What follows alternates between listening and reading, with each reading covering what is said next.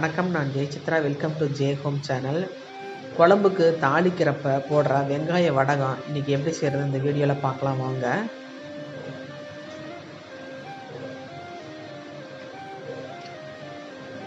நான் இன்றைக்கி 2 கிலோ வெங்காயத்தை நல்லா சுத்தம் பண்ணி புடச்சி எடுத்து வச்சுருக்கிறேன்.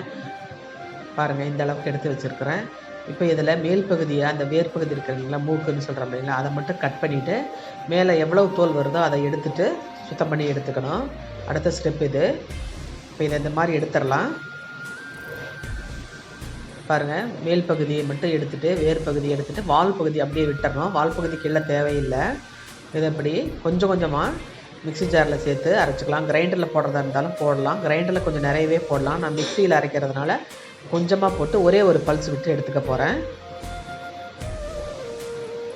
பாருங்கள், இந்த அளவுக்கு இருந்தால் போதும். ரொம்ப போட்டினோம்னா ரொம்ப கசகசன்னு ஆயிரும், நைஸ் ஆயிரும்.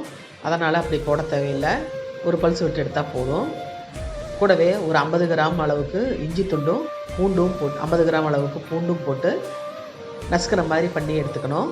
பாருங்கள், இந்த அளவுக்கு இருந்தால் போதும். ரொம்ப நைஸாகவும் பண்ண தேவையில்லை.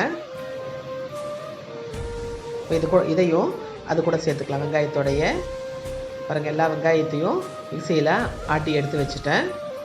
இப்போ இஞ்சி பூண்டை நசுக்கிற மாதிரி இருந்தால் போதும். இது கூட வெங்காயத்தோடையே சேர்த்துக்கலாம். ஒரு கொத்து கருவேப்பிள்ளையை நைஸாக பொடிசாக நறுக்கி எடுத்துக்கணும். நான் பாருங்கள் மிக்ஸி ஜார்லேயே ஒரு பல்ஸ் விட்டு எடுத்துக்க போகிறேன்.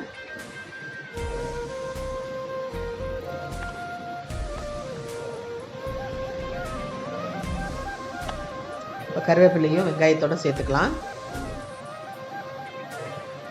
இப்போ இது இப்படி நல்லா கலக்கி விட்டுட்டு கைப்படாமல் கலக்கணுங்க.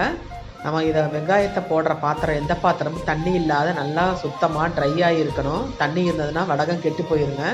பாருங்கள், இதை நல்லா கலக்கி விட்டுட்டு அப்படியே வச்சிடுறோம். ஒரு 2 மணி நேரம் இப்படியே இருக்கட்டும். இது எப்போ காலையில் செய்ய ஆரம்பித்தோம்னா இந்த ப்ராசஸை கரெக்டாக வரும்.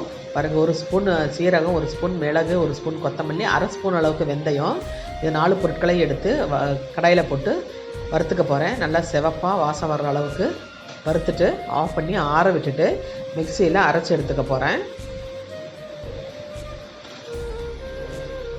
பாருங்கள், ஆஃப் பண்ணியாச்சு. நல்லா வறுபட்டுருச்சு. இப்போ மிக்ஸி ஜாரில் போட்டு அரைச்சி எடுத்துக்கிட்டேன். குறப்பாக இருந்தால் போதும். இப்போ வெங்காயம் 2 மணி நேரம் ஆயிடுச்சு. இப்போ நம்ம இதை நல்லா பிழிஞ்சு ஒரு நல்ல வெயில் வர்ற இடத்துல ஒரு பிளாஸ்டிக் கவரை விரித்து விட்டுட்டு அதில் பிழிஞ்சு விட்டுட்டு தண்ணி அந்த பாத்திரத்துலேயே இருக்கட்டும். பிழிஞ்ச வெங்காயத்தை மட்டும் இப்படி பேப்பரில் ஊற்று விட்டுக்கணும். பிளாஸ்டிக் கவராக இருந்தால் நல்லா பிரச்சனை இல்லாமல் இருக்கும். இல்லைன்னா துணி இந்த மாதிரி போட்டோம்னா ஒட்டிக்கும். அதில் நிறைய வெங்காயம் வேஸ்ட் ஆகும். பிளாஸ்டிக் கவரில் போட்டோம்னா அப்படியே பிச்சு எடுத்துடலாம். பாருங்கள், எல்லா வெங்காயத்தையும் இந்த மாதிரி காய போட்டுட்டு நல்ல வெயில் வந்துடும் இன்னும் கொஞ்சம் நேரத்தில். இப்போ ஒரு சுத்தமான தண்ணி இல்லாத பாத்திரத்தில் அந்த தண்ணி, வெங்காயத்தை பிழிஞ்ச தண்ணி இருக்கு இல்லைங்களா, அதை ஊற்றிக்கிறேன். இதை சேர்த்துட்டு இது கூட நம்ம பவுடர் பண்ணி வச்சோம் இல்லைங்களா, சீரகம், மிளகு, கொத்தமல்லி, வெந்தயம், இது எல்லாத்தையும் அந்த பவுடரை இது கூட சேர்த்துக்கலாம்.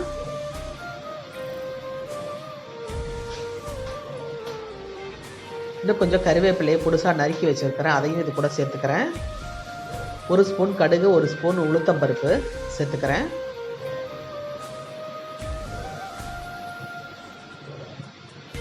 தேவையான அளவுக்கு உப்பு சேர்த்துக்கிறேன். கொஞ்சம் உப்பு சுருக்குன்னு இருக்கணும். 2-3 ஸ்பூன் அளவுக்கு மஞ்சத்தூள் சேர்த்துக்கலாம். மஞ்சத்தூள் கொஞ்சம் அதிகமாக இருந்தாலும் தப்பில்லை. இப்போ ஒரு கடாய் வச்சுட்டு கடாயில் கடலை எண்ணெய் 100 கிராமு, விளக்கெண்ணெய் 50 கிராம் விட்டு சூடுபடுத்திக்கலாம். ரொம்ப சூடாக தேவையில்லை. ஓரளவுக்கு காய்ஞ்சால் போதும். அதில் 2 ஸ்பூன் அளவுக்கு பெருங்காயத்தூளை சேர்த்துக்கலாம்.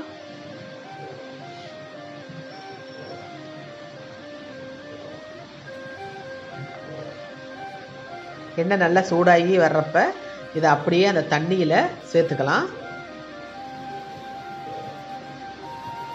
எண்ணெய் நல்லா எல்லாத்தையுமே வலிச்சு விட்டுக்கலாம்.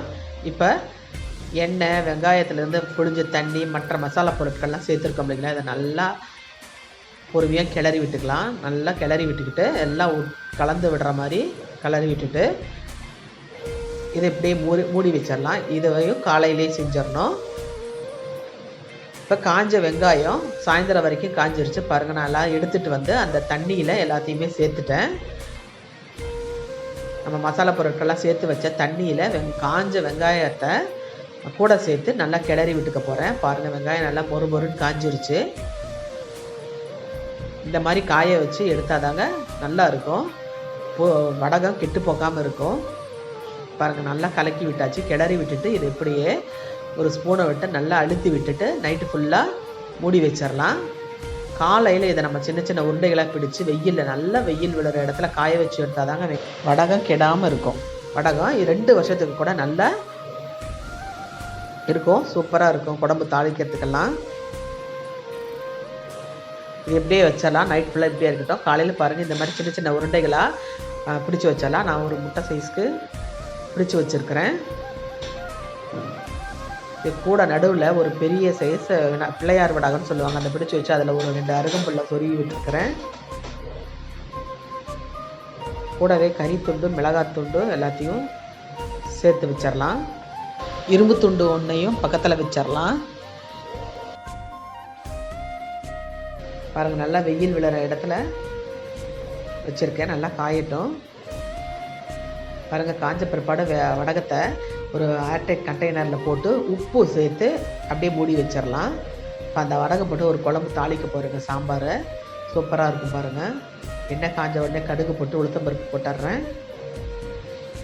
போட்டு விட்டுட்டு இப்போ நான் செஞ்ச வடகம் காஞ்சிருச்சு பார்த்திங்கன்னா, அதை எடுத்து எண்ணெயில் போட்டு பொரிய விடுறேன். ரொம்ப கருகிடக்கூடாது, நல்லா செவப்பாகிற வரைக்கும் விட்டால் போதும். கூடவே கருவேப்பிலையும் ஒரு மிளகாய் வத்தலையும் சேர்த்துட்டு சாம்பாரை தாளித்து விட போகிறேன். சூப்பராக மணக்குது பாருங்கள், கமகமன்னு வாசனையாக இருக்குது. சாம்பார் நல்லா டேஸ்ட்டாக இருக்கும். இந்த வடகத்தை பொரித்து எது கூட சேர்த்தனாலும் அந்த பொருளே டேஸ்ட்டாக இருக்கும், மணமாகவும் இருக்கும். பாருங்கள், நான் சாம்பாரில் இதை கொட்டிட்டேன். அவ்வளோதான். இந்த மாதிரி ஃபினிஷ் பண்ணுறதுக்கு தான் இந்த வடகம் தேவையாக இருக்கும். இதை நீங்களும் உங்கள் வீட்டில் ட்ரை பண்ணி பாருங்கள். வேகம் சேனலுக்கு சப்ஸ்கிரைப் பண்ணுங்கள். பக்கத்தில் இருக்கிற பெல் ஐக்கானை மறக்காமல் கிளிக் பண்ணிக்கிடுங்க. வாழ்க வளமுடன்.